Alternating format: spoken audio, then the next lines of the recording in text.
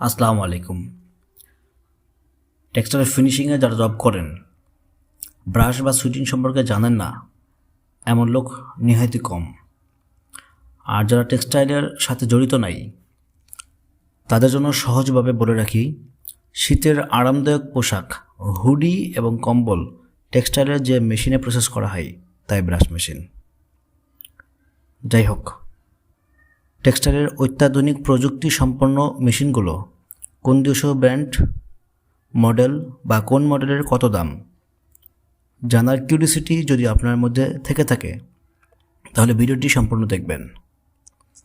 তার আগে বলে রাখি, আপনি যদি আমার চ্যানেলে নতুন হয়ে থাকেন তাহলে চ্যানেলটি সাবস্ক্রাইব করে বেল বাটন অন করে রাখবেন পরবর্তী ভিডিওর নোটিফিকেশন পাওয়ার জন্য। আর যদি অলরেডি সাবস্ক্রাইব করে থাকেন, থ্যাংক ইউ সো মাচ।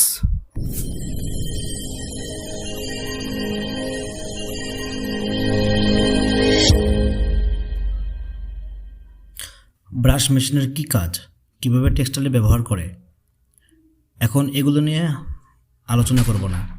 এসব নিয়ে চ্যানেলে ভিডিও দেওয়া আছে, দেখতে পারেন। ব্রাশ মেশিন ইতালীয় ব্র্যান্ড লাফারের দাম জানাবো। আগে কোন মডেলের কী বিশেষত্ব তা জানতে হবে। GRI 228 এর একরকম প্রাইস, আর GRI 128 এর একরকম প্রাইস। GRI 128 মডেল দ্বারা বোঝাই একটা ড্রাম এবং 28টি রোলার, পাইল এবং কাউন্টার পাইল মিলিয়ে। আর GRI 228 এটা দ্বারা বোঝাই দুইটা ড্রাম, প্রতিটাতে 28টা করে রোলার, এবং কাউন্টার পাইল মিলে। মডেলের পার্থক্য বুঝলে আপনার জন্য প্রাইস বুঝতে সুবিধা হবে। টেক্সটাইলের বিভিন্ন মেশিন, স্ট্যান্টার মেশিন, কম্প্যাক্টিং, স্লিটিং, ডাইং মেশিনের যদি দাম জানতে চান তাহলে ঝটপট কমেন্ট করুন। আপনারা সাড়া দিলেই চলে আসবে প্রাইস নিয়ে পরের ভিডিও, যেটা আপনি জানতে চান। লাফার ব্রাশ মেশিন প্রাইস, যেহেতু আমি দুইটা মডেলের কথা বলছি তাই দুইটা মডেলের প্রাইস আলাদা আলাদা বলবো।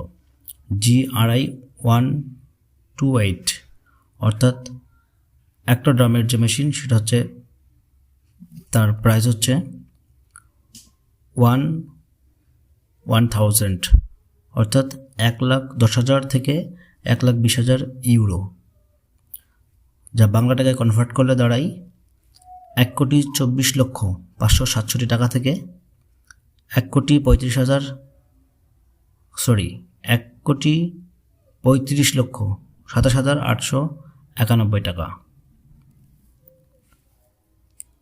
আর দ্বিতীয় যে মডেলটা আছে GRI 228 মডেলটি মেশিনের দাম হচ্ছে 1,40,000 থেকে 1,60,000 ইউরো, যা বাংলা টাকায় কনভার্ট করলে দাঁড়ায় 1,57,82,540 টাকা থেকে 1,80,37,188 টাকা প্রায়।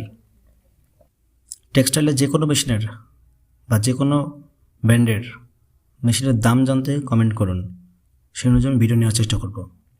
আর এই ভিডিও যদি ভালো লাগে তাহলে লাইক অ্যান্ড শেয়ার করে পৌঁছে দেন আপনার বন্ধু এবং কলিগের কাছে।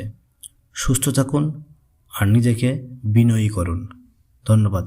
আসসালামু আলাইকুম।